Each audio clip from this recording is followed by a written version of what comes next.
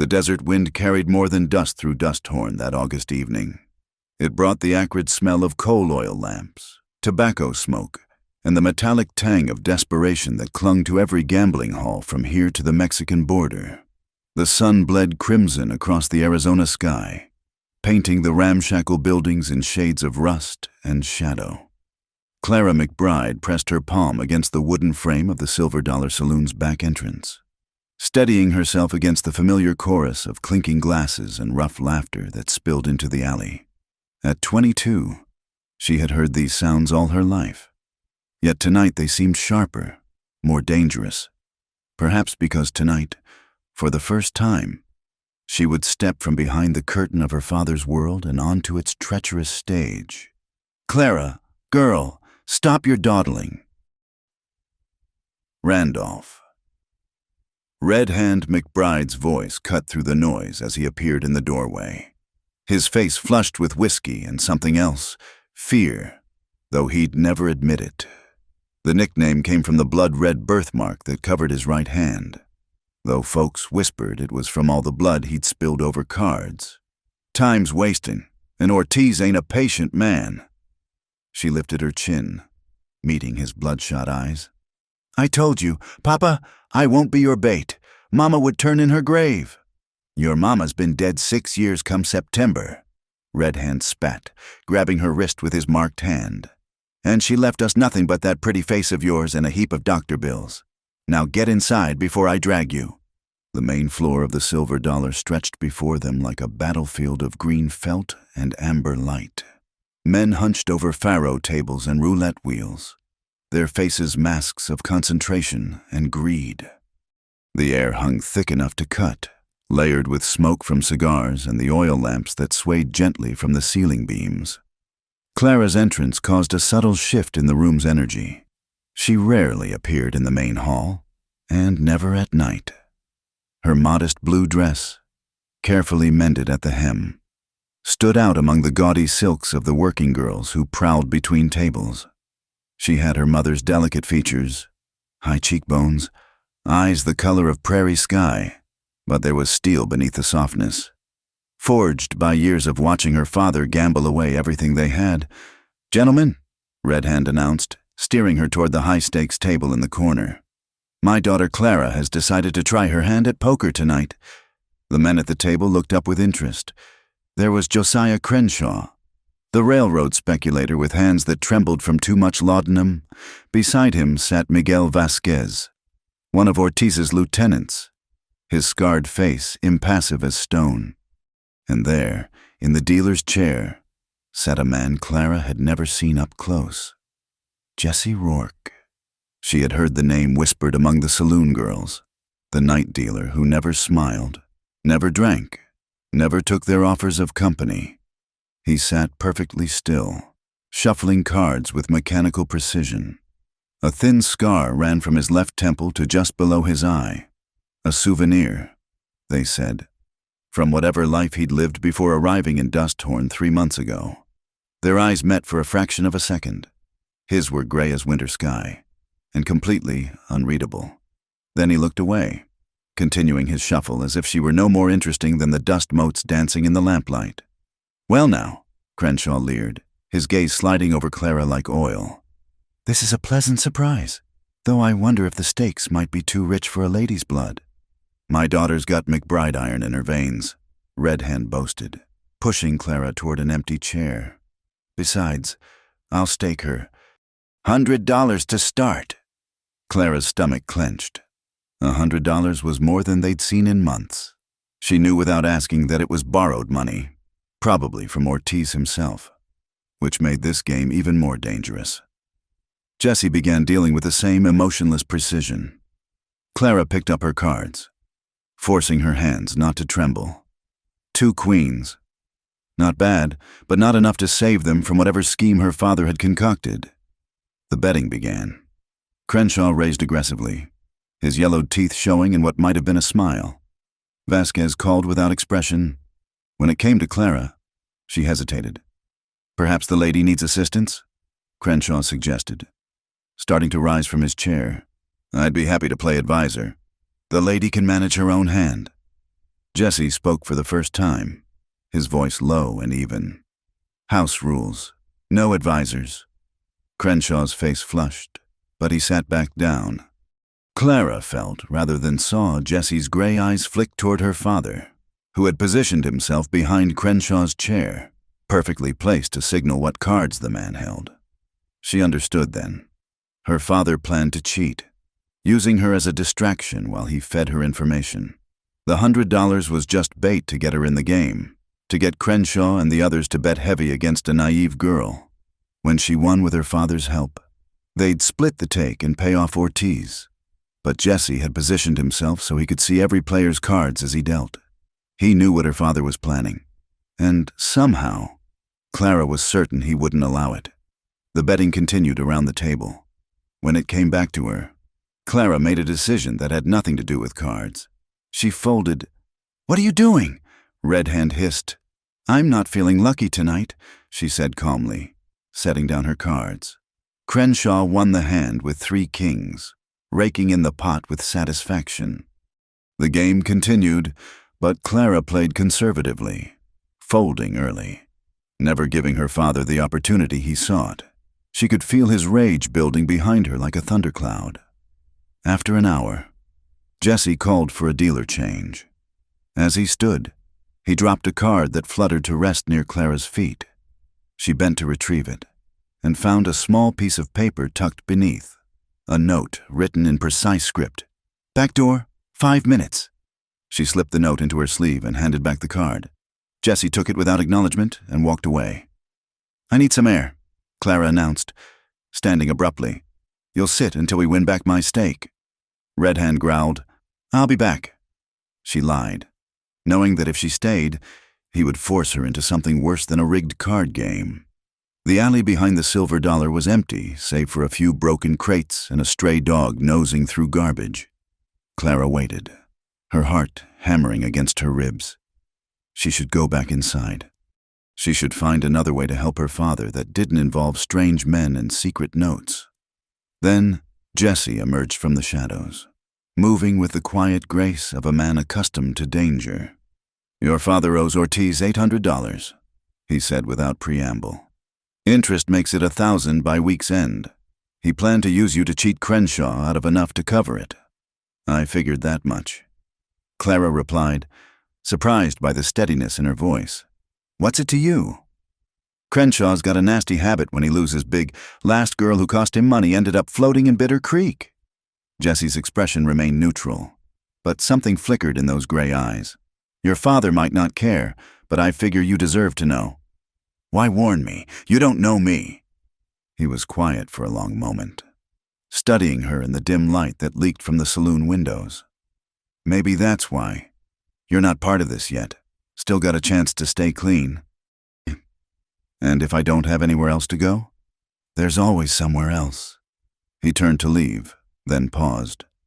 "But if you're determined to stay, don't sit at my table again. I won't be able to protect you twice." Before she could respond, he vanished back into the shadows, leaving Clara alone with the weight of impossible choices. Inside the silver dollar, she could hear her father's voice rising in anger, demanding to know where she'd gone. Soon he would come looking. Soon she would have to decide whether to return to the only life she'd known or step into the uncertain darkness beyond. The desert wind picked up again, carrying the scent of coming rain, rare and precious in this hard country. Clara McBride stood at the crossroads of her life, knowing that whatever choice she made would echo through all her days to come. But it was Jesse Rourke's gray eyes she saw when she closed her own, and the quiet warning in his voice that made her wonder if perhaps, in this lawless place, she had found the first honest man she'd ever met. Clara stood frozen in the alley for only a moment more before her father's voice boomed from the saloon's back door. "Clara, get back here this instant!" She squared her shoulders and walked back inside, her mind racing with Jesse's warning. The main floor seemed even more oppressive now, the laughter sharper, the smoke thicker. Her father grabbed her arm the moment she appeared. "We're not done here," he hissed, bourbon heavy on his breath. "You cost me a chance at easy money. Now we do this the hard way." He dragged her back to the poker table where a new game was forming. The dealer was an older man with rheumy eyes who barely glanced at the players. Crenshaw remained, joined now by two others, a cattle baron named Harrison Wade and a mysterious player in a black suit who introduced himself simply as Mr. Trent. "My daughter's feeling lucky now," Red Hand announced, pushing Clara into the chair. $500 to start. Clara's blood ran cold. $500 they didn't have. She caught Vasquez's knowing smirk and understood. Her father had just borrowed more from Ortiz, digging their grave deeper. "Papa, please, play," he commanded, his marked hand heavy on her shoulder. The cards were dealt. Clara found herself holding a promising hand, a straight possibility. Around her, the men bet aggressively, sensing blood in the water. She could feel her father's fingers tapping signals on her shoulder, trying to guide her play, but she ignored him. The betting climbed higher. Crenshaw pushed chips forward with a predatory smile. "Let's make this interesting. 1,000. Clara's hands trembled as she counted her remaining chips. She had enough to call, but it would leave her with nothing if she lost. Her father's grip tightened, urging her on. "I'll see your 1,000, she heard herself say. The other players folded. It was down to her and Crenshaw. He flipped his cards. A full house, kings over nines. A winning hand against almost anything. Almost. Clara turned over her straight, her heart sinking. She had lost. Well, Crenshaw drawled, reaching for the pot. "Seems the apple falls far from the tree, though perhaps we can discuss alternative payment arrangements." His meaning was clear. Clara felt bile rise in her throat as her father remained silent behind her, calculating whether his daughter's virtue was worth $800 of debt forgiveness. "The game's not over." Jesse Rourke materialized beside the table, though he was no longer in his dealer's clothes. He wore trail gear now, canvas pants, a worn leather vest, gun belt visible at his hip. "This ain't your table anymore, Rourke." Crenshaw snarled. "No, but I know a rigged deck when I see one." Jesse's gray eyes fixed on the dealer, who suddenly found the floor very interesting. "Check his left sleeve if you doubt me." Harrison Wade, who had stayed quiet until now, reached across and grabbed the dealer's arm. 3 cards fell onto the green felt, all aces. The room erupted. Crenshaw lunged for his gun, but Jesse was faster, his Colt appearing in his hand with practiced ease. "I wouldn't," he said quietly.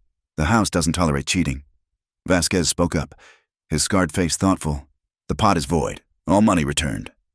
Clara watched in stunned silence as the chips were redistributed, but she knew this didn't solve their problem. They still owed Ortiz, and now they had made enemies of powerful men.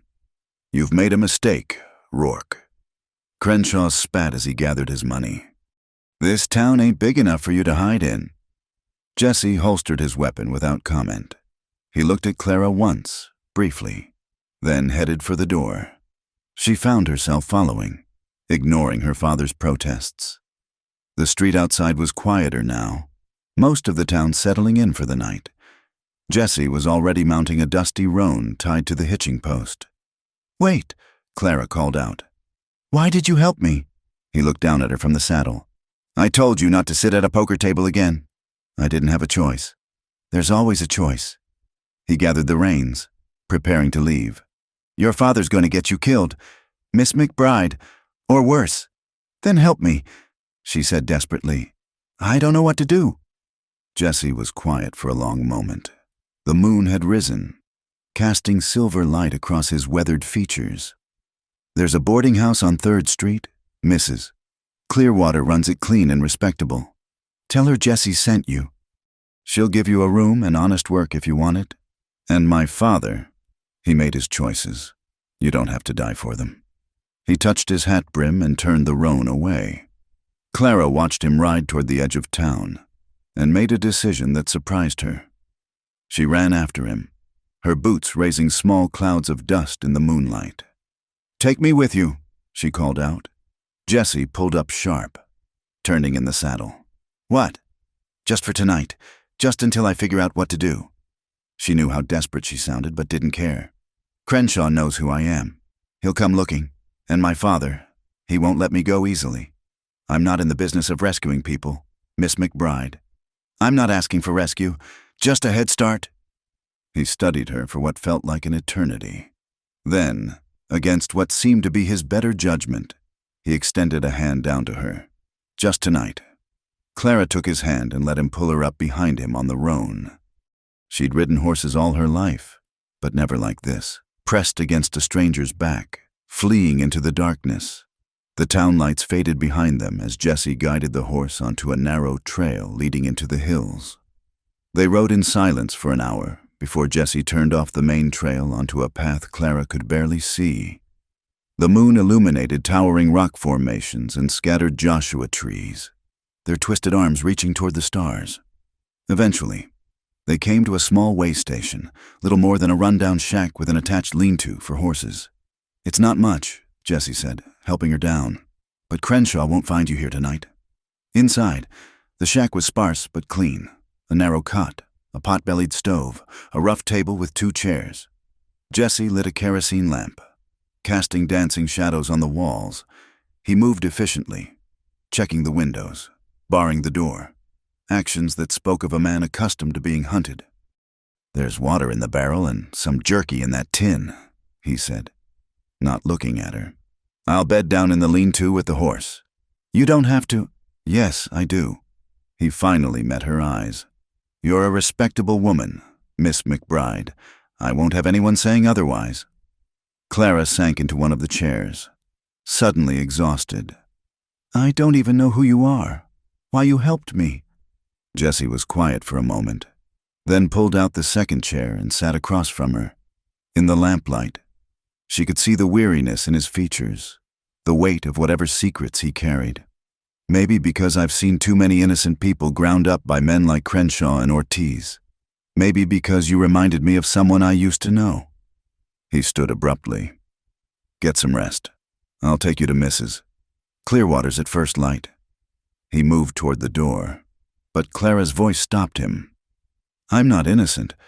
Mr. Rourke, I've lived in that saloon my whole life. I know what men are capable of." Jessie turned back, something shifting in his expression. "Knowing and experiencing are different things. You still have choices, Clara. Don't throw them away out of pride or stubbornness." After he left, Clara sat in the flickering lamplight, her world completely overturned. This morning she had woken in her familiar room above the silver dollar, her biggest worry whether they'd have enough money for food. Now she was in a shack in the hills with a mysterious gunman, her father probably drunk and raging, Crenshaw plotting revenge. She moved to the small window and peered out. Jessie had positioned himself where he could watch all approaches to the shack, his rifle across his knees, protecting her, though he claimed he wasn't in that business. For the first time in her life, Clara felt truly safe, even in this ramshackle shelter with danger potentially lurking in every shadow. It was a strange sensation, owing nothing to anyone, being somewhere her father couldn't reach. She knew it was temporary. Tomorrow would bring new challenges, new decisions. But tonight, with Jessie Rourke standing guard in the darkness, she allowed herself to believe that maybe, just maybe, there was a different life waiting for her beyond the smoke and sin of Dust Horn, a life where she could make her own choices, forge her own path. As she finally lay down on the narrow cot, Clara whispered a prayer her mother had taught her years ago, for guidance, for strength, and for the mysterious man who had appeared in her life like a guardian angel dressed in trail dust and carrying a Colt .45. Tomorrow would come soon enough with all its complications. But tonight, she was free. Dawn came harsh and sudden to the desert, painting the rocks in shades of gold and crimson. Clara woke to the sound of horses approaching, too many to be friendly. She scrambled to the window to see Jessie already positioned behind a boulder, rifle ready. "Stay inside," he called quietly. "Keep low." Through the dusty glass, she counted 6 riders. Her heart sank as she recognized the lead man, Vasquez, with several of Ortiz's gunmen. But it was the seventh rider that made her blood run cold. Her father, looking haggard and desperate in the morning light. "We know you're in there, Rourke," Vasquez called out. "No need for bloodshed. Just send out the girl and we ride away."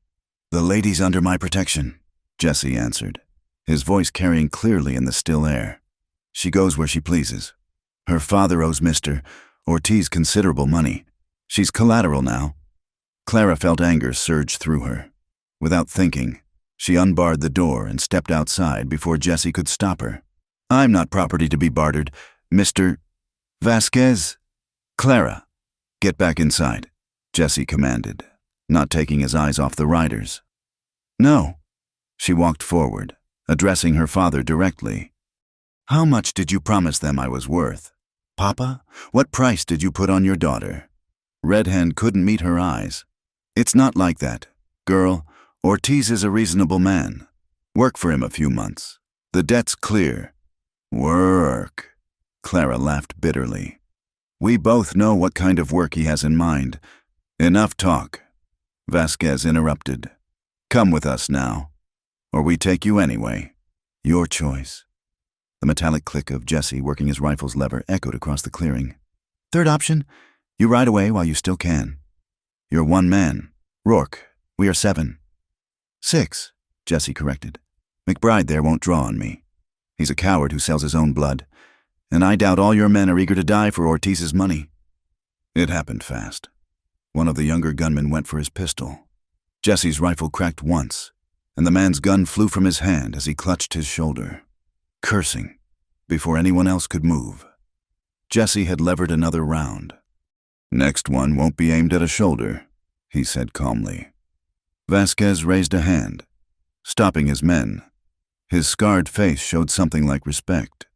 "You can't watch her forever, Rourke, and you just made an enemy of Ortiz." "Wouldn't be the first time," Jesse replied, after a tense moment. Vasquez wheeled his horse around. "We'll be seeing you again, both of you." The riders departed in a cloud of dust, Red Hand casting one last look back at his daughter, whether in shame or anger. Clara couldn't tell. When they were gone, she found her legs suddenly weak and sank onto a nearby rock. Jesse emerged from cover, still watchful. "That was foolish. I told you to stay inside. I'm tired of hiding behind others." Clara shot back. "Tired of men deciding my fate." He studied her for a moment, then nodded slowly. "Fair enough, but Vasquez was right about one thing. They'll be back, and in greater numbers." "Then what do I do?" Jesse was quiet, scanning the horizon. When he spoke again, his words surprised her. "There's an old mining camp about 2 days north. Abandoned now, but the cabin's still solid. Stream nearby. Game in the hills. A person could disappear there for a while. Alone. I know the place. Could show you the way."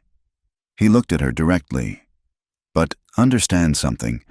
Clara, I'm not offering you a new life. Just a place to hide until you figure out your next move." Clara stood, brushing dust from her dress. "Then we'd better get moving." They worked quickly to prepare. Jesse had minimal supplies in the shack, but enough for a few days' travel. He gave Clara a canteen and showed her how to tie it to the saddle. As she watched him move with quiet efficiency, she realized how little she knew about this man who had twice risked himself for her. "Why did you come to Dusthorn?" she asked as he checked his saddlebags.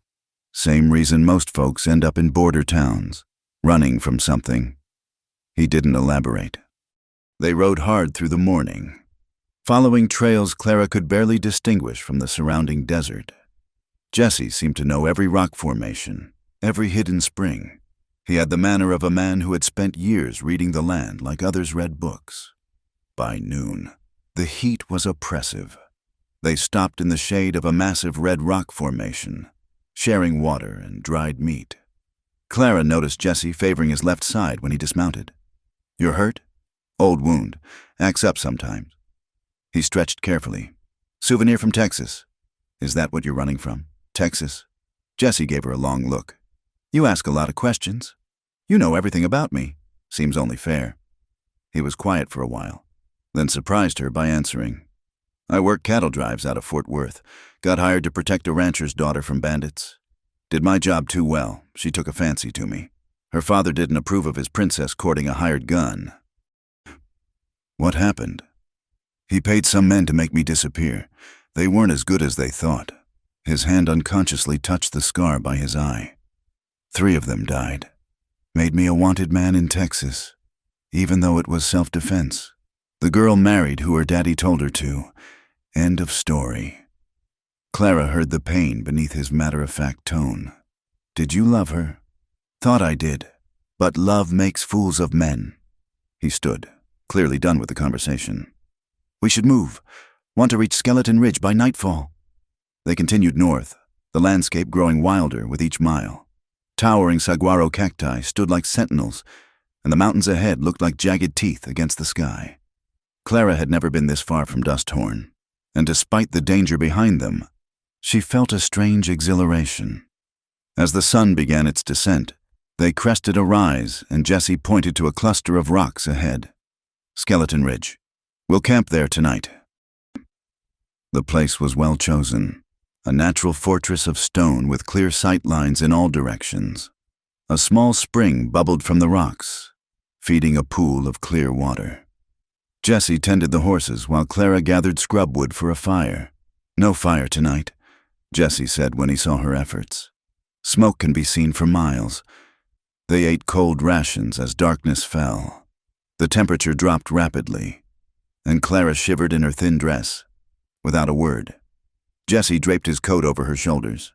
It smelled of leather and trail dust and something uniquely him. Tell me about the mining camp, she said, pulling the coat closer.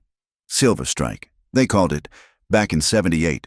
A prospector found a vein and the place boomed overnight. By '80, the silver played out and everyone left. Now it's just ghosts and memories. You've been there. Spent a winter there once. The cabin's solid, stone walls, good roof. Previous occupant left it well stocked. It's isolated, but that's what you need right now. Clara looked up at the stars, brilliantly clear in the desert night. What then? I can't hide forever. Maybe not, but you can stay hidden long enough for Ortiz to find other concerns. Men like him have short memories when there's no profit involved. And my father... Jesse's silence was answer enough. They sat quietly for a while. The night sounds of the desert around them, distant coyotes, the rustle of small creatures, the whisper of wind through stone. Clara found herself stealing glances at Jesse's profile in the starlight. He seemed carved from the same stone as the ridge, solid and enduring.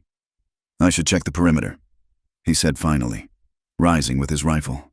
Jesse, she called softly as he turned to go. Thank you for everything. He paused, silhouetted against the stars. Don't thank me yet. Clara, we're not safe yet, and I'm not the kind of man you should be grateful to. I'll be the judge of that, she replied. He made a sound that might have been a laugh, soft and rueful. Get some rest. Tomorrow's a harder ride. As he disappeared into the darkness, Clara wrapped his coat tighter around herself. The night was vast and full of dangers, but for the first time in her life, she felt like she was exactly where she needed to be. Not safe, perhaps, but free. And in the company of a man who asked nothing from her but the courage to keep riding. Tomorrow they would reach the abandoned mining camp. Tomorrow she would have to figure out what came next. But tonight, under the infinite desert stars, with Jesse Rourke standing guard somewhere in the darkness, Clara McBride allowed herself to believe in possibilities she had never dared imagine. The transformation from saloon keeper's daughter to whatever she was becoming had begun. And despite all the uncertainty ahead, she wouldn't go back. Not to Dusthorn, not to her father, not to the life that had nearly trapped her. The desert had claimed her now, wild and free as the wind that sang through the stones. And somewhere in that vast darkness, she sensed her destiny waiting, patient as the mountains themselves. The abandoned mining camp appeared just as the sun touched the western peaks, painting the weathered buildings in shades of copper and gold. Silver Strike sat nestled in a narrow valley, protected by towering red cliffs on 3 sides. The main street was eerily quiet, populated only by tumbleweeds and memories. There! Jesse pointed to a stone cabin set apart from the ramshackle wooden structures. That's the one. The cabin was better than Clara had expected, solidly built from local stone with a proper chimney and shuttered windows. Inside, dust motes danced in the fading light, but the space was dry and surprisingly well preserved. A previous occupant had left basic furnishings: a sturdy table, 2 chairs, a narrow bed frame with rope supports, even some dishes on a shelf. "Streams just beyond those cottonwoods," Jesse said, setting down their supplies. "Game trail runs along the north ridge. Deer come down at dawn and dusk." Clara explored the small space, running her fingers along the smooth stone walls. "How long did you stay here?" 3 months, long enough to heal up and let the worst of the trouble blow over. He began checking the chimney for blockages. "Should serve you the same." The casual way he spoke of her staying alone suddenly hit Clara. "You're leaving?" Jesse paused in his work. "That was the arrangement. Get you somewhere safe." "I see." She turned away, not wanting him to see the disappointment in her face. Of course he would leave. He'd already done more than anyone could expect. They worked in silence to make the cabin habitable. Jesse showed her where the previous occupant had cached supplies: sealed tins of food, matches wrapped in oilcloth, even some ammunition for a rifle that stood in the corner.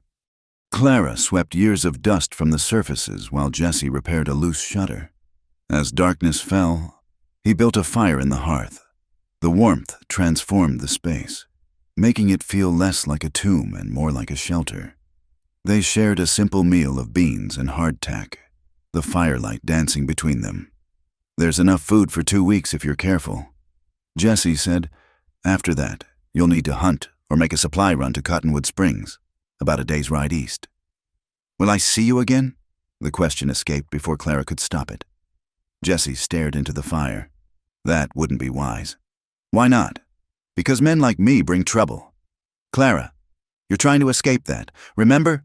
Thunder rumbled in the distance, unusual for the season. Jesse frowned. Going to the door, the wind had picked up, carrying the scent of rain. "Storm coming," he said. "Early monsoon, looks like." Within minutes, the sky opened. Rain hammered the roof as lightning illuminated the valley in stark, white flashes. Jesse rushed to bring in the rest of the supplies and secure the horses in the lean-to attached to the cabin. He returned, soaked to the skin, water dripping from his hair. Clara handed him a threadbare towel she'd found, trying not to notice the way his wet shirt clung to his shoulders. "You can't ride out in this," she said. "I'll bed down in the lean-to once the rain eases." "Don't be foolish. You'll catch your death." They stood facing each other in the firelight, the storm raging outside. Something shifted in the air between them, electric as the lightning that split the sky. Jesse looked away first. "I'll take the floor by the fire," he said quietly. Clara found a moth-eaten blanket for him while he stripped off his wet shirt, hanging it by the hearth. The firelight played across the scars on his back. More than just the one encounter in Texas had left its mark. She wondered how many times he'd been hurt, how many nights he'd spent alone tending his own wounds. The storm showed no signs of abating. They sat by the fire as rain drummed against the shutters. Clara found herself talking about her mother, about growing up in the saloon, about dreams she'd never voiced to anyone. Jesse listened without interrupting, occasionally adding wood to the fire.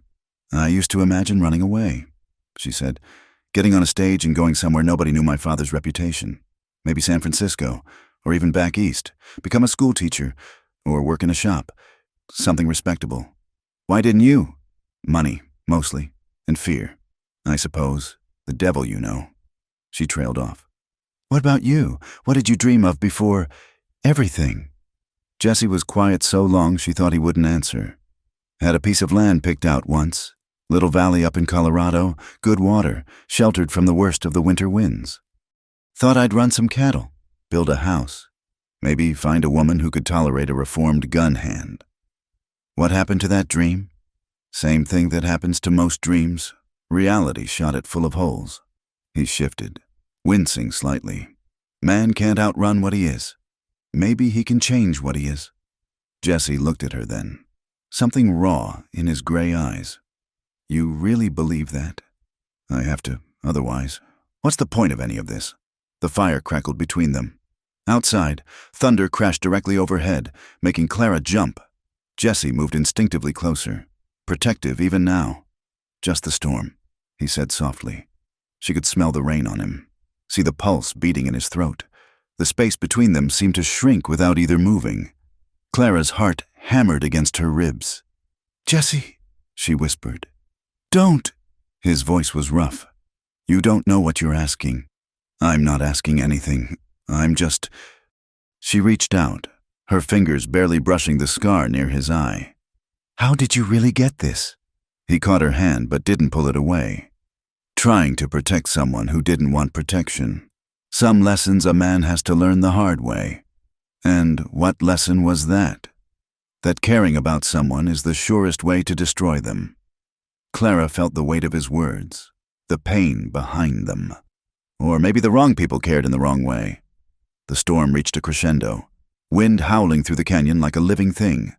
The fire flickered, casting wild shadows. Jesse's hand was warm around hers, calloused from years of gun work and hard living. You should get some rest, he said, but made no move to release her hand. I'm not tired. They stayed frozen like that, caught between desire and restraint. Then lightning struck somewhere close, the thunder immediate and deafening. Clara involuntarily pressed closer to Jesse, and suddenly his arms were around her, solid and safe as the stone walls. It's all right, he murmured against her hair. Just the storm. But they both knew it was more than that. The tempest outside was nothing compared to what raged between them. Clara pulled back enough to see his face, reading the struggle there. I'm not her, she said quietly. The rancher's daughter. I'm not some fragile flower you need to protect from myself.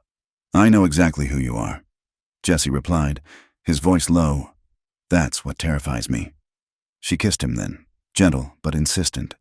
For a moment he was still as stone, then something broke in him, and he was kissing her back with a desperate hunger, as if he'd been starving for human connection and only now realized it. The storm raged on, but inside the cabin, another kind of electricity sparked. Jesse pulled back, breathing hard, his hands framing her face. Clara, we can't. You deserve better than...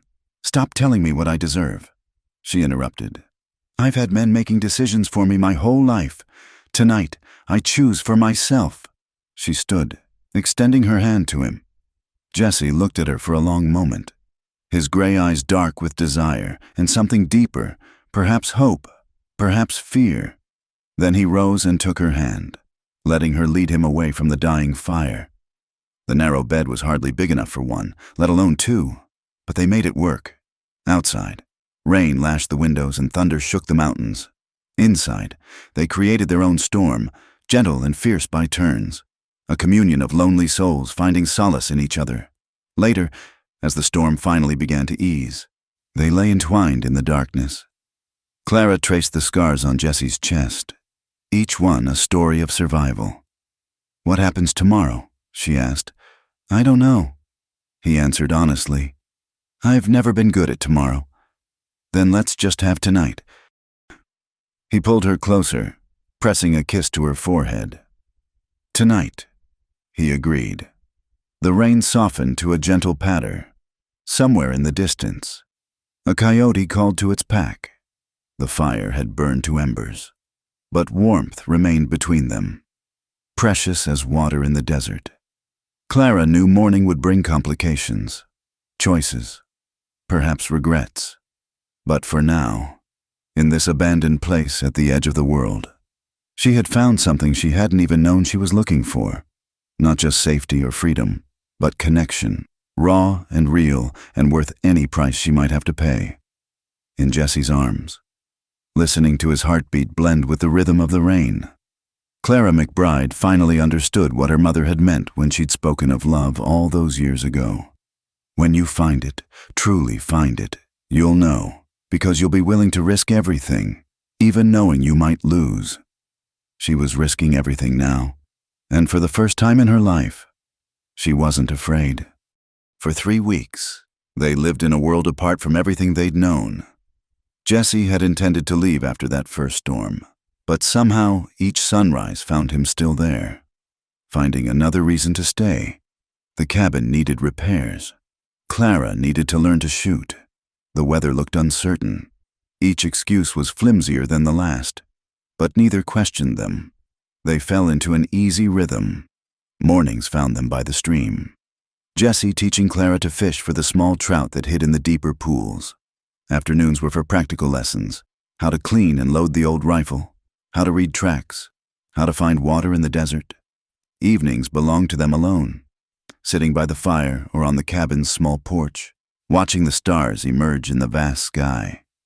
"You're a quick study," Jesse said one afternoon as Clara successfully brought down a rabbit at 30 yards. "Better shot than most men I've known." "I had a good teacher," she replied, but her smile faded as she noticed him scanning the horizon again. He'd been doing that more frequently the past few days. That night, Clara woke to find Jesse's side of the bed empty. She found him outside, rifle in hand, studying the valley below. "What is it?" she whispered. "Maybe nothing. Thought I saw a flash of light down near the old mine shaft. Could be sunlight on quartz, but you don't think so?" He shook his head slowly. "Trail's been too quiet. No riders, not even drifters. In my experience, that kind of quiet comes before trouble." The next morning proved him right. Clara was drawing water from the stream when she heard the dreaded sound of horses approaching. She ran back to the cabin to find Jesse already positioned at the window, rifle ready. "How many?" she asked, checking the load on her own weapon.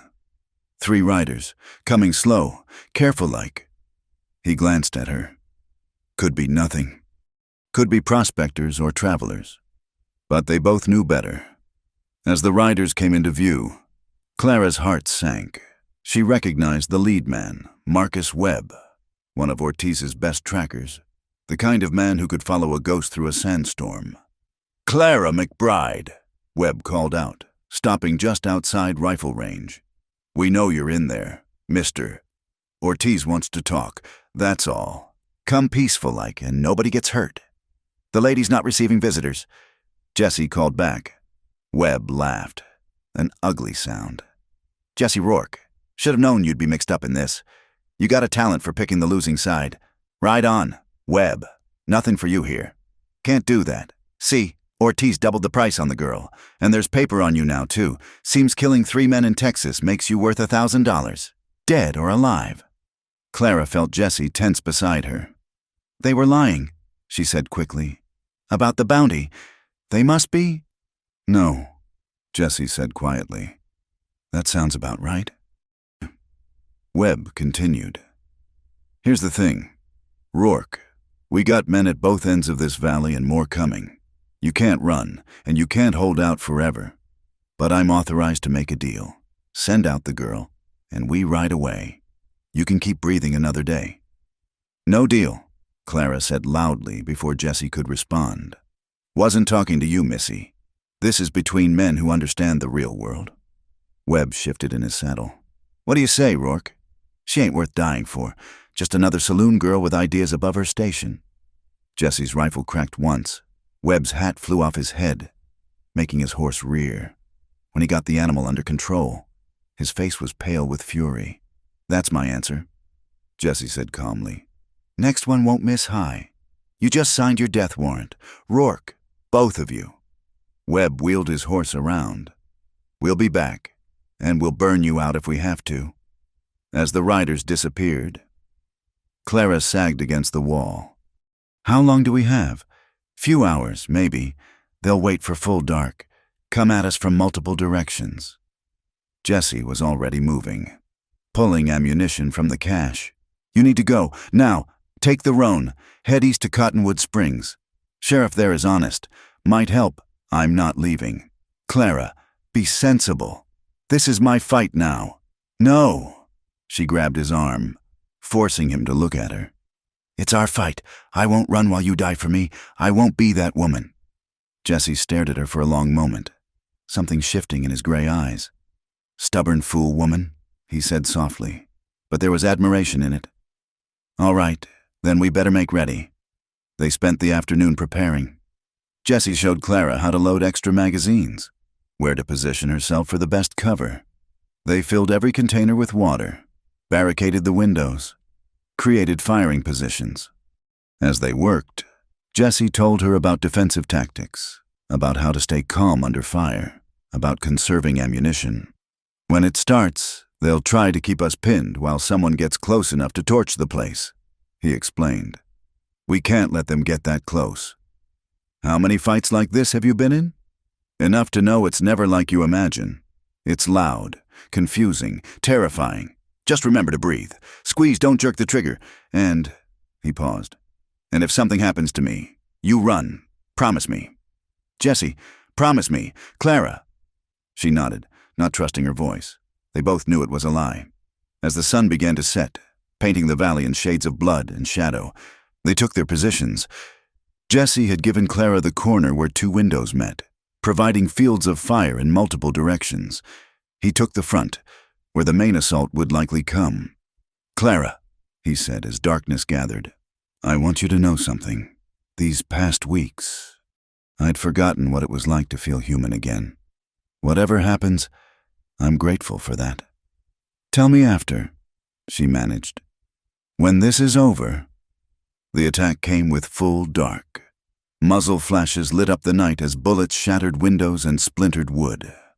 Clara forced herself to breathe, to aim, to squeeze the trigger just as Jessie had taught her. The rifle kicked against her shoulder, and she saw a shadow stumble and fall. "Good shot," Jessie called, firing steadily from his position. "Keep them back from the wall." The assault seemed to last forever. Clara lost track of how many times she reloaded, how many shadows she fired at. Her ears rang from the gunfire, and smoke filled the cabin despite the ventilation. Jessie moved like a ghost, appearing at different windows, making it seem like more defenders held the cabin. Then came the thing they'd feared. Fire arrows arcing through the night. Most fell short, but one caught the edge of the roof. Jessie cursed, grabbed a bucket of water, but had to duck back as bullets peppered the doorframe. "Cover me!" he shouted. Clara laid down rapid fire, forcing the attackers to take cover while Jessie scrambled onto the roof. She could hear him stamping out the flames, terrifyingly exposed. A figure broke from cover, rushing the cabin. Clara swung her rifle, fired, saw him spin and fall just yards from the door. Jessie dropped back inside just as another volley of shots rang out. Blood ran down his left arm where a bullet had grazed him. "I'm fine," he said before she could speak. "How's your ammunition?" "Getting low." "Same here." He peered out the window. "They're regrouping, getting ready for a final push, I'd guess."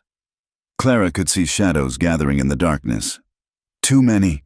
They'd fought well, but the odds were finally catching up. She moved to Jessie's side, taking his good hand in hers. "I regret nothing," she said firmly. He turned to her, and for once, all his walls were down. "I love you," he said simply.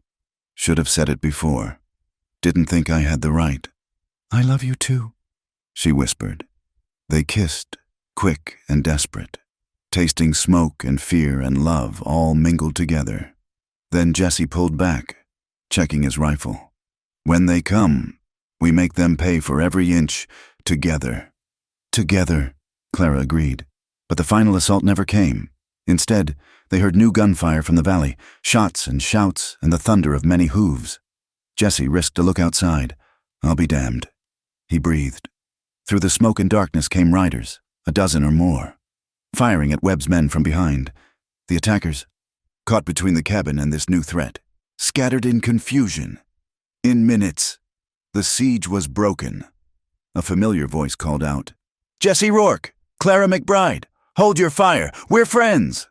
Clara gasped as she recognized the lead rider.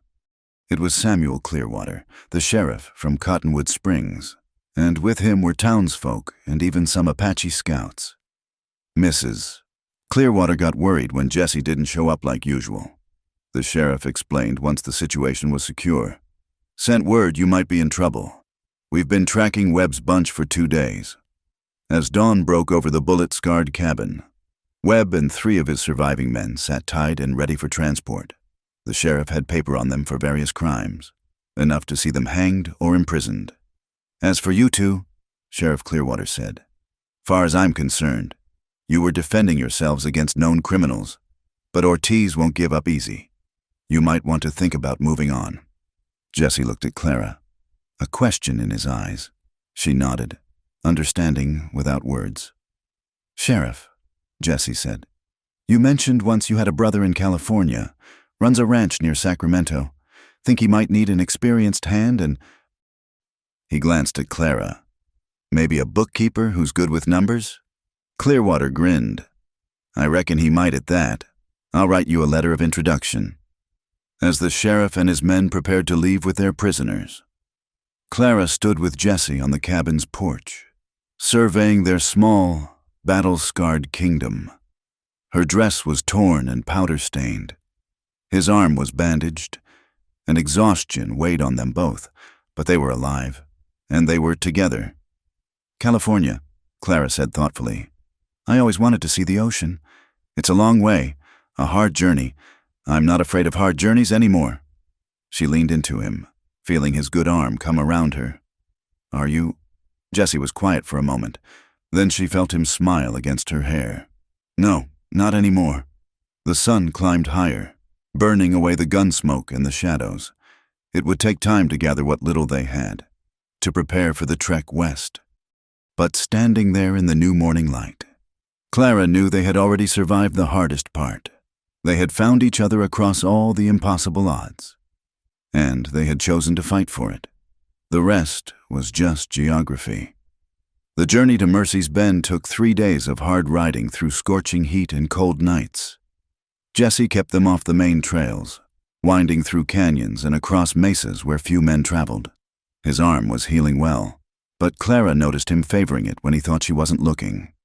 On the morning of the 3rd day, they crested a rise and saw the town spread below them, a proper settlement with a church steeple, neat rows of houses, and gardens green with irrigation from the nearby river. "It's beautiful," Clara breathed. "It's safe," Jesse corrected, but she heard the weariness in his voice. "That's what matters." He led them not to the main street, but to a small adobe house on the outskirts, surrounded by pepper trees and a well-tended vegetable garden. A Mexican woman emerged, her face lighting up with recognition and concern. "Jesse, Madre de Dios, what trouble have you found now?" She hustled them inside, clucking over his bandaged arm. "And who is this?" "Maria, this is Clara. Clara, Maria Delgado. She and her husband Luis helped me out once before." Maria's keen eyes took in Clara's appearance, the way she stood close to Jesse, and her expression softened. "Welcome, mija. Come, you need food and rest. Luis is at the market, but he'll be home soon." The house was cool and peaceful, with bright woven rugs on the floors and the smell of beans simmering on the stove. Maria insisted they eat before anything else, setting before them plates of eggs, tortillas, and strong coffee. "Now," she said, sitting across from them, "tell me why you look like you've been through war." Jesse gave her an abbreviated version of events. Maria's expression grew increasingly grave as he spoke. "This Ortiz will not give up easily," she said when he finished. "You cannot stay here long. Just tonight." Jesse said, "I need to arrange some things, then we'll move on." That evening, after Luis had returned and they'd shared a meal, Jesse took Clara aside. "I need to go into town. Send some telegrams. Arrange for money. You'll be safe here. Jesse, I won't be long." He touched her face gently. "Trust me." But when morning came, Clara woke to find Maria sitting beside her bed, her face full of sympathy. On the nightstand was a leather pouch and an envelope with her name. "He left before dawn," Maria said gently. "Asked me to give you these when you woke." Clara's hands shook as she opened the envelope. Jesse's precise handwriting blurred through her tears. "Clara, by the time you read this, I'll be well away. Please don't think me a coward. Leaving you is the hardest thing I've ever done. But last night I received word that the bounty on me has increased, and worse, They've connected you to me. Every moment we're together puts you in danger. In the pouch is money, enough to get you to San Francisco and establish yourself there.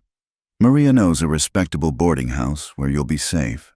There's also a letter of introduction to a merchant who needs a bookkeeper. You're clever with numbers. You'll do well.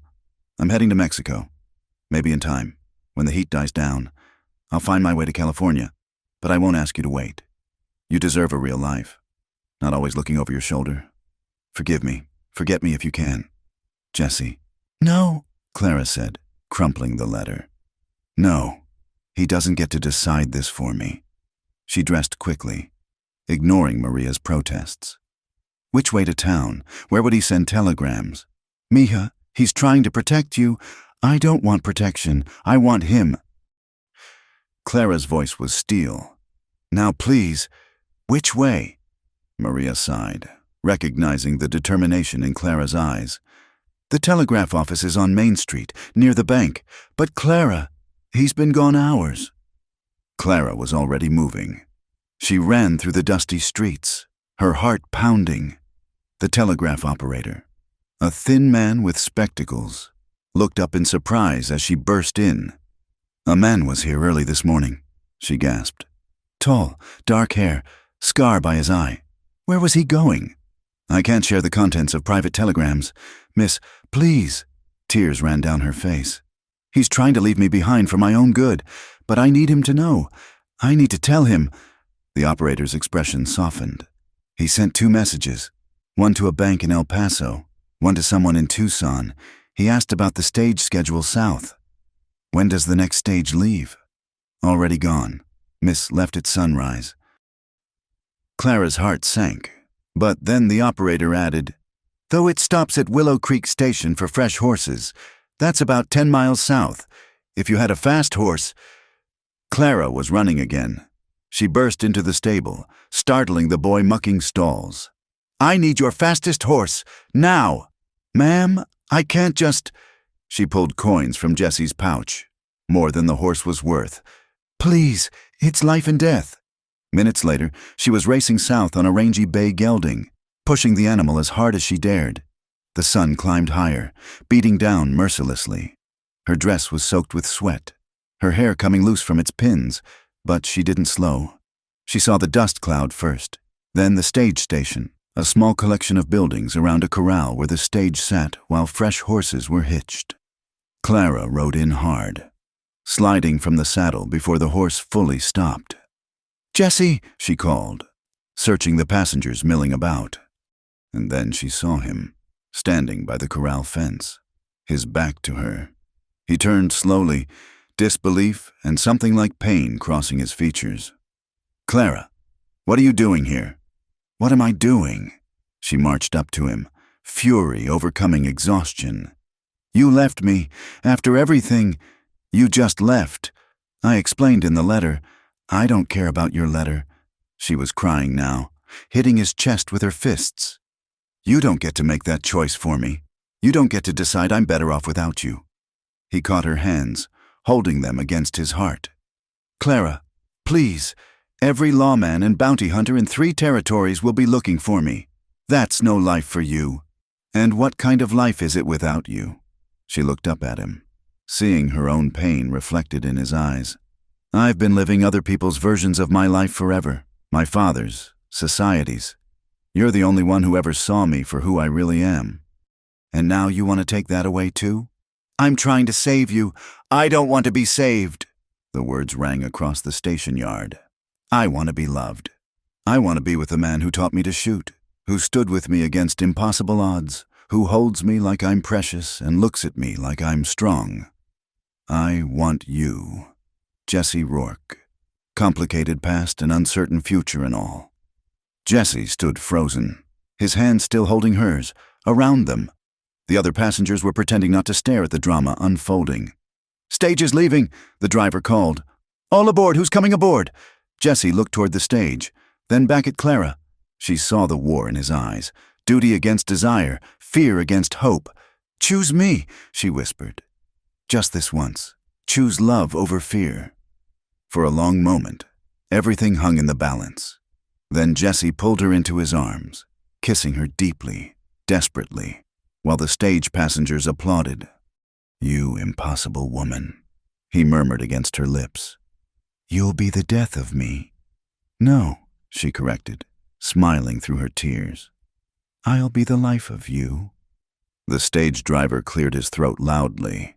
"So, mister, you coming or not?"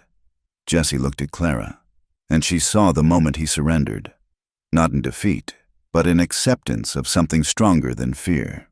"Change of plans," he called to the driver. "I'll be needing 2 tickets. To California." "California?" Clara asked. "Sheriff Clearwater's brother, remember? That offer of work?" He cupped her face in his hands. "I'm tired of running. Clara, maybe it's time to try building instead." As they collected Jessie's bag and arranged for the horse to be returned to town, Clara felt something settle in her chest, a certainty that had been missing all her life. The future was still uncertain, the past still chasing them, but they would face it together. "No more leaving?" she asked as they boarded the stage. "No more leaving," he promised, helping her up. "You're stuck with me now." "Good," she said, settling beside him as the stage lurched into motion. "Because I've gotten rather used to you, Jesse Rourke." He laughed, a real laugh, possibly the first she'd heard from him, as the stage rolled west toward California and whatever waited there. Clara leaned into his shoulder, feeling his arm come around her. Maria had been wrong. Jesse hadn't been trying to protect her by leaving. He'd been trying to protect himself from the terrifying vulnerability of being loved, of having something precious to lose. But Clara had spent her whole life watching people gamble. She knew sometimes you had to risk everything on a single hand. And as the miles rolled by and Jessie pressed a kiss to her hair, she knew she'd won the only pot that mattered. The stage had barely rolled into Dusthorn when Clara saw the crowd gathered in the town square. Her blood ran cold as she recognized the makeshift gallows erected beside the courthouse. Jessie's hand found hers, squeezing tight. "We should have gone straight to California," he said quietly. "No." Clara's voice was firm despite her fear. "I got word that they had you. I couldn't let them." "Stage depot's as far as we go," the driver announced, eyeing the armed men stationed throughout town. "Looks like trouble brewing." As they descended from the stage, Marshal Tom Brewster approached, his weathered face grim. "Jesse Rourke, I'm placing you under arrest for the murders of 3 men in Fort Worth, Texas." "Marshal." Clara stepped forward. "Those men were trying to kill him. It was self-defense." "That's for a judge to decide, ma'am." Brewster's eyes were not unkind, but his duty was clear. "I'm sorry, but I need you to step aside." Jesse handed his gun belt to the marshal without resistance. "It's all right. Clara, we knew this might happen." "No!" She turned to the gathering crowd. "This isn't justice. This is Ortiz pulling strings, buying verdicts. You all know it." Some in the crowd shifted uncomfortably, but none spoke up. Fear of Ortiz ran deep in Dusthorn. Clara watched helplessly as Jesse was led to the jail, his gray eyes finding hers one last time before he disappeared inside. The trial was set for 3 days hence, barely time to mount a defense. Clara threw herself into action, using the last of their money to hire Augustus Whitman, the only lawyer in town willing to stand against Ortiz's influence. "The evidence is thin," Whitman told her in his dusty office, reviewing the papers. 3 men dead, yes, but no witnesses to contradict self-defense except— He hesitated. "Except what?" "A new witness has come forward. Claims to have seen the whole thing. Says Jesse shot first, unprovoked." Clara's heart sank. "Who?" "Name's Jake Crenshaw. Brother to one of our local card players." Of course. The web of corruption ran deep and wide. "He's lying." "Probably. But proving it is another matter." Whitman leaned back in his chair. "We need our own witness. Someone who can testify to Jesse's character, or, better yet, someone who knows what really happened in Texas." Clara spent the next 2 days desperately searching for anything that might help. She sent telegrams to every town Jesse had mentioned, looking for anyone who might have known him. Most went unanswered. Time was running out. The night before the trial, she sat in the jail, separated from Jesse by iron bars. He looked thinner, worn down by captivity, but his eyes were calm. "I want you to leave town tonight," he said. "Whatever happens tomorrow, don't—" She pressed her palms against the bars. "We've had this conversation. I'm not going anywhere. Clara, if this goes badly, then I'll be here, just like you were there for me." She managed a tremulous smile. "No more leaving, remember? That works both ways." The trial began at dawn. The courtroom packed with spectators. Judge Harrison Pike, brought in from the territorial capital, seemed honest enough. But Clara could see Ortiz's men scattered throughout the crowd, a silent threat to any who might speak for Jesse. Prosecutor Nathan Hayes painted Jesse as a cold-blooded killer, a man who solved problems with violence. Jake Crenshaw took the stand, spinning his tale of witnessing Jesse gun down 3 innocent men without provocation. His testimony was smooth, rehearsed, damning. Whitman did his best in cross-examination, but without evidence to contradict Crenshaw. It was Clara's word against his. When she took the stand to testify about Jesse's character, Hayes tore into her mercilessly. "Isn't it true, Miss McBride, that you're intimately involved with the defendant?" "We're engaged to be married," Clara said with dignity. "So you'd say anything to save him?" "I'd tell the truth to save him, because the truth is on his side." But she could see skepticism in the judge's eyes, in the jury's faces. Love was not evidence. Character witnesses were not facts. The prosecution rested, confident. Then, just as Judge Pike was about to call for closing arguments, the courtroom doors burst open. A travel-worn man strode in, spurs jangling, trail dust still clinging to his clothes. "Your Honor," he called out, "I'm Samuel McKenna, Texas Ranger. I understand you're trying a man for killings in Fort Worth." The courtroom erupted in whispers. Judge Pike hammered for order. "Ranger McKenna, this is highly irregular. So is trying a man for self-defense when the real story's been buried." McKenna pulled a leather folder from his coat. "I've got sworn statements here. Your Honor, the 3 men Jesse Rourke killed were hired guns, brought in by Charles Thornton to murder Rourke for getting too close to his daughter." "Objection!" Hayes leaped up. "This witness hasn't been sworn in. These documents haven't been verified." "Then swear me in," McKenna said calmly. "I rode 2 days straight to get here when I heard about this trial. The Texas authorities have already cleared Rourke.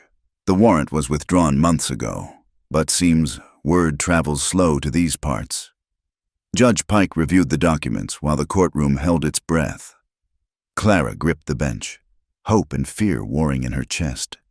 "These appear to be in order." The judge finally said, "Ranger McKenna, please take the stand." McKenna's testimony was clear and damaging to the prosecution. The 3 men had been wanted in multiple territories. Thornton himself had confessed to hiring them before his death from a stroke. Jesse had been cleared of all charges in Texas. "Why didn't Rourke know about this?"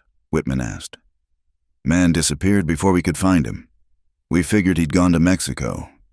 Didn't think to look in Arizona gambling halls." McKenna looked directly at Jesse. "Should have stayed put. Son, would have saved everyone a lot of trouble." When Jake Crenshaw was recalled to the stand, he crumbled under the weight of McKenna's presence and the documentary evidence. Within minutes, he admitted to lying, to being paid by parties unknown to provide false testimony. Judge Pike didn't even let it go to the jury. "Case dismissed. Mr. Rourke, you're free to go. And Mr. Crenshaw, you'll be held for perjury charges." He fixed a stern gaze on Prosecutor Hayes. "I suggest you be more careful about your witnesses in the future." The courtroom erupted. Clara pushed through the crowd as Jesse was released from custody. He caught her in his arms, lifting her off her feet, and for a moment the rest of the world ceased to exist. "How?" he asked, setting her down but keeping her close. "I didn't—" Clara was crying and laughing at once. "I sent so many telegrams, but I never heard back. That would be because of me." Ranger McKenna approached, tipping his hat to Clara.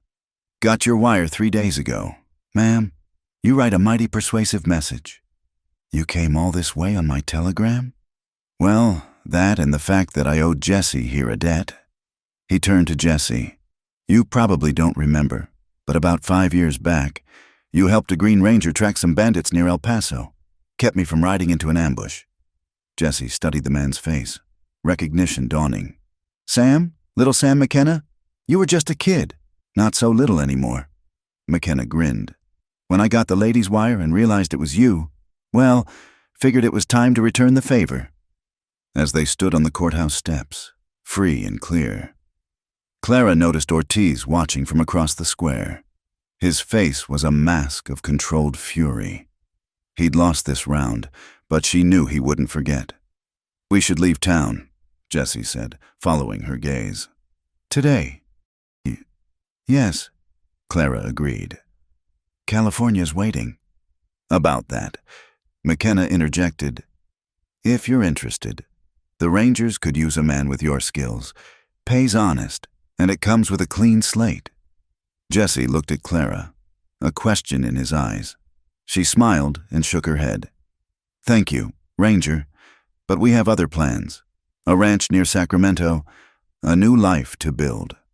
McKenna nodded, understanding. Offer stands if you change your mind. Good luck to you both. As the Ranger departed and the crowd dispersed, Clara and Jesse stood together in the morning sun. The gallows still loomed in the square, but it would stand empty today. You saved me, Jesse said quietly. We saved each other, Clara corrected. That's what partners do. They collected their few belongings and purchased stage tickets for the afternoon departure. As they waited, Clara pulled Jesse into the general store. We need supplies for California, she said, but led him to a different counter. And I think it's time we made this official. The clerk produced a tray of simple gold bands. Jesse raised an eyebrow. Now? Why wait? Unless you're having second thoughts about marrying a woman who sends telegrams across 3 territories to save your neck. Jesse laughed, that rare, genuine sound she loved. Never. Choose whichever one you like. 2 matching bands, Clara told the clerk. Nothing fancy, just honest gold for an honest promise. Right there in the store, with the clerk and 2 amused customers as witnesses. They exchanged rings and simple vows. No flowers, no ceremony, no white dress, just 2 people who'd found each other against all odds, promising to keep choosing each other for whatever time they had. I now pronounce you husband and wife, the clerk said with surprising dignity, though you might want to make it official with a real preacher in California. As they emerged from the store, now bound by more than just words and hope, the stage was pulling up to the depot. Jesse helped Clara aboard, then paused, looking back at Dusthorn one last time. No regrets? Clara asked. None, he said, settling beside his wife. Let's go home. The stage rolled out of town, carrying them toward California and a future neither could fully imagine. But Clara knew that whatever waited, drought or plenty, joy or sorrow, peace or trouble, they would meet it together. The gambling halls and violence were behind them now. Ahead lay only possibility. The abandoned mining camp hadn't changed much in the 2 years since they'd left it. The same red rocks caught the afternoon sun. The same cottonwoods whispered by the stream. But Clara and Jesse were different people now than the desperate fugitives who'd once sheltered here. Clara stood on the rise overlooking the valley, one hand resting on her swollen belly, the other shading her eyes from the sun. Jesse dismounted and came to stand beside her, his arm settling naturally around her waist. You sure about this? He asked. It's a long way from any doctor. Maria will be here in plenty of time. Clara assured him. Besides, it feels right, coming back to where we really began. They'd done well in California. The ranch job had led to Jesse becoming foreman, then partner. Clara's skill with numbers had expanded into keeping books for several businesses in Sacramento. They'd saved carefully, planning for their own small ranch someday. But when Clara realized she was carrying their child, she'd felt an unexpected pull back to Arizona. I want our baby born under the same stars that watched over us, she'd told Jesse, where we first chose each other. He'd understood. The desert had made them who they were. California was prosperity and comfort, but Arizona was truth. They spent the afternoon making the old cabin habitable again. Jesse had sent supplies ahead, and the place was well stocked. As Clara swept dust from surfaces and arranged their belongings, she marveled at how different it felt. Before, this had been a refuge. Now it was simply home. That evening, they sat on the porch Jesse had built during their weeks here, watching the sunset paint the mountains crimson and gold. The desert stretched endlessly before them, beautiful in its harsh honesty. "Do you miss it?" Clara asked. "The excitement, the danger." Jesse considered. "Sometimes I dream about it, the weight of a gun, the clarity that comes with living on the edge, but then I wake up next to you, feel our child move under my hand, and I know I have something better, something worth living for, not just surviving for." Clara leaned into him, feeling the baby shift and kick. "I never thanked you properly for trying to leave me in Mercy's Bend, for wanting to protect me even from yourself." "Clara, no, let me finish." She turned to face him. "You gave me a choice, and in choosing you, I chose myself for the first time in my life. That's the greatest gift anyone ever gave me." Jessie kissed her forehead, then her lips, soft and lingering. "You saved me." Clara Rourke, in every way a person can be saved.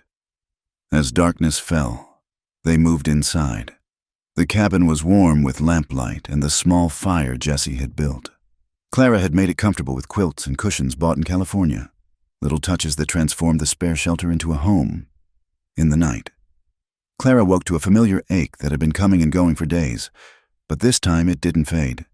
She lay still, timing the pains, until she was certain. "Jesse," she touched his shoulder. "It's time." He was instantly alert, a vestige of his gunfighter days. "You're sure?" "Very sure."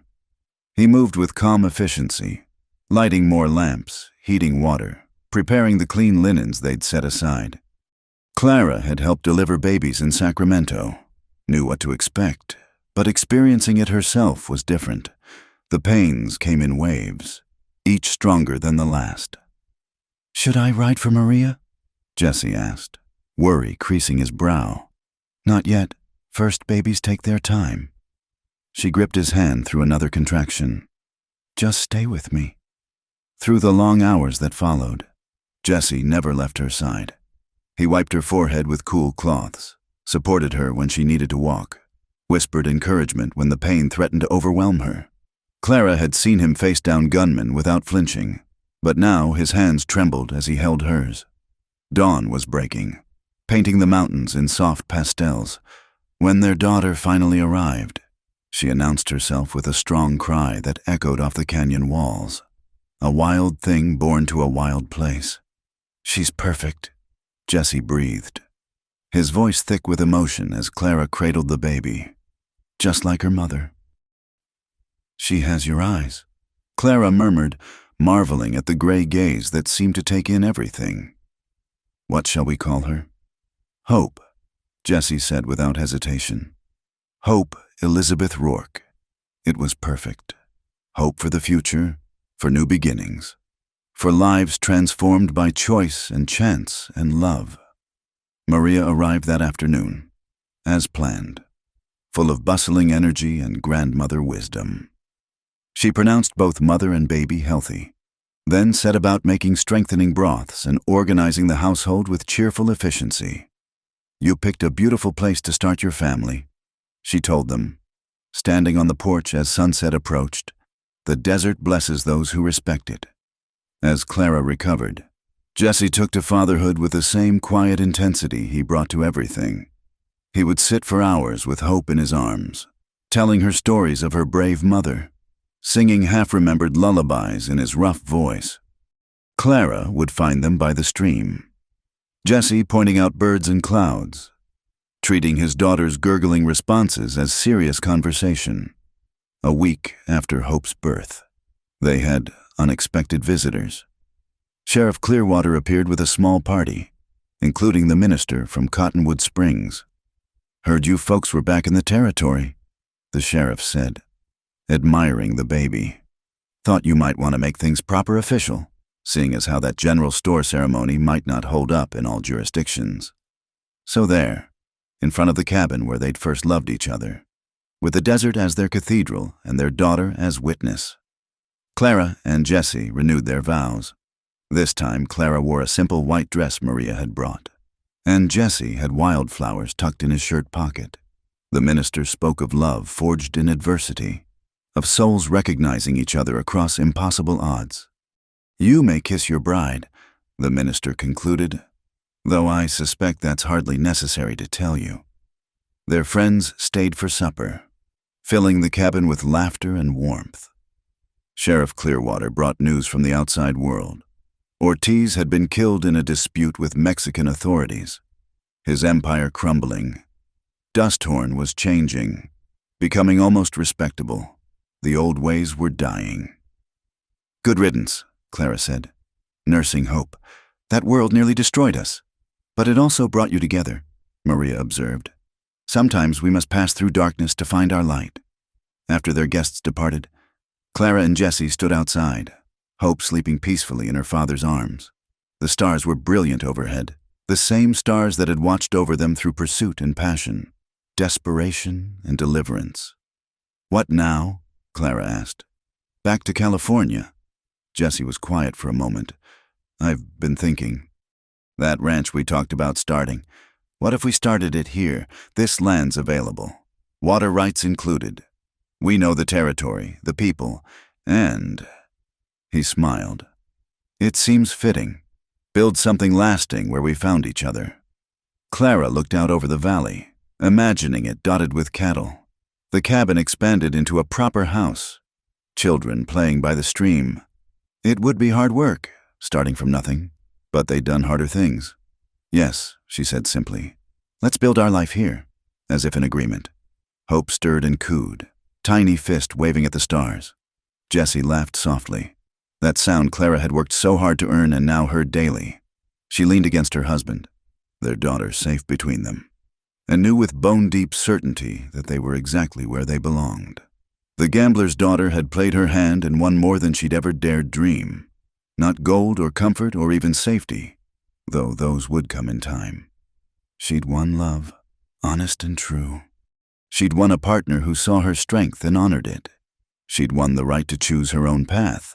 And here, in this harsh and beautiful land that had tested them and made them whole, they would build something enduring. A legacy of love begun in a smoky saloon and forged in desert fire. A family born not from fortune or circumstance, but from the choice to reach for happiness despite all odds. The desert wind whispered through the cottonwoods, carrying the scent of sage and possibility. And Clara Rourke, holding all she held dear, whispered back her thanks to whatever forces had brought her to this moment, in the wild heart of Arizona, where red rocks caught the last light of day. They were home. Thank you all for joining us on this journey through the Old West. I hope Clara and Jessie's story touched your heart as much as it touched mine in the telling. Where are you listening to this tale tonight? Drop a comment below and let's connect across the miles, just like the old telegraph lines that once bound these frontier towns together. Don't forget to subscribe to Wild West Campfire for more stories of love, courage, and redemption under the vast western skies. Share your thoughts about Clara and Jessie's journey. Did their love story remind you of the enduring power of choosing hope over fear? Until we meet again around the campfire, partners, keep riding toward your own horizons.